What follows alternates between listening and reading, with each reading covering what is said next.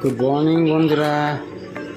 আজকে তোমাদের একটা জায়গায় নিয়ে আসবো, গেস করতে হবে এটা কোন জায়গা। ঠিক আছে, সকাল সকাল আমরা চলে এসেছি জায়গাটাতে। মিষ্টি তো আগেই দৌড়াদৌড়ি করে যাচ্ছে। আজকে হচ্ছে একটা স্পেশাল দিন। এই দেখো বন্ধুরা, কি সুন্দর জায়গাটা, আমার তো খুব ভালো লেগেছে। তোমাদের কেমন লেগেছে একটু আমাকে জানিও, ঠিক আছে? আর বলতে হবে কিন্তু এটা কোন জায়গায় এসেছি আমি। দেখো এখানে অ্যাম্বুলেন্সেরও ব্যবস্থা রয়েছে।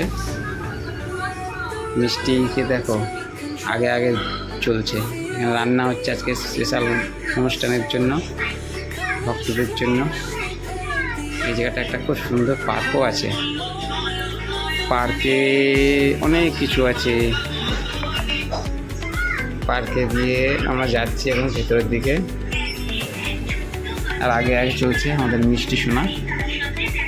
বাবা দেখো, এসেই সঙ্গে সঙ্গে চালু হয়ে গেছে।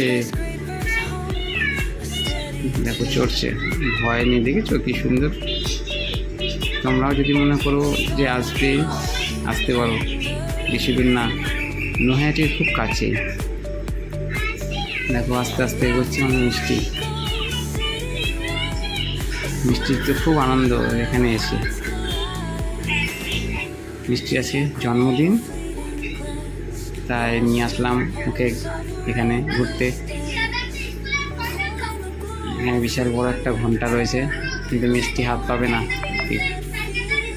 মিষ্টি হাত পাবে না অন্নপূর্ণা মন্দির। আমরা কিন্তু গেস করতে হবে, আমাকে বলতে হবে। মন্দিরে এখন পুজো হচ্ছে, ঠাকুরমশাই পুজো করছে। একটা অন্নপূর্ণা, মা অন্নপূর্ণা বসে রয়েছে। মন্দিরটা খুব সুন্দর মন্দির, আসলে তোমার মুগ্ধ হয়ে যাবে। মন্দিরের পাশে দেখো বন্ধুরা, খুব সুন্দর কিন্তু মূর্তিটা, আমার খুব ভালো লেগেছে। দেখো ওই দেখো, মিষ্টি দোলনা পেয়েছে, সঙ্গে সঙ্গে চড়তে শুরু করে দিয়েছে। পাশেও রয়েছে আরও দোলনা, বাচ্চারা চড়ে এখানে। তোমরা যদি মনে করো আসবে, আনন্দ করবে, আসতে পারো। পার্কের মতন খুব সুন্দর।